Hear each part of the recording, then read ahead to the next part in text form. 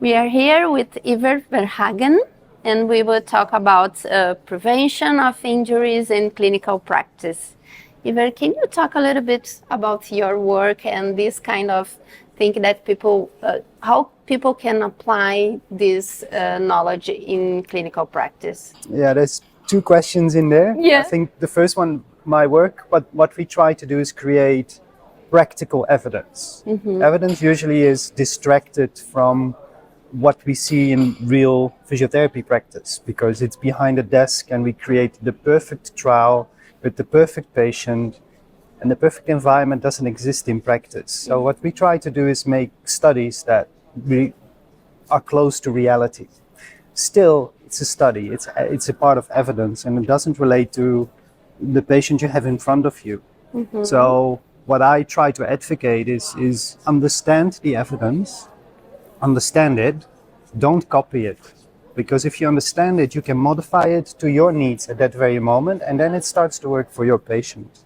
So that's I think my advice. Understand what's written, understand what you already know, combine it together, and make the optimal solution for your patient at that given moment. Okay. And you think that we can do more pragmatic studies?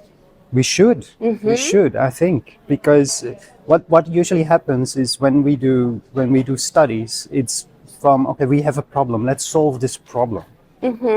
But we never answer questions that physiotherapists ask us. We always say, no, we can't study that. No, we need to do it like this. And then we move away again from reality. But if we really listen and really take those questions at heart, and we do pragmatic studies, knowing it's not the ultimate outcome, but it's the optimal outcome, it's much better, and that will have much more effect for all the patients we have. So we need to have a mind shift there. Yeah, because sometimes in research, it's not so common to do a pragmatic studies, right? No.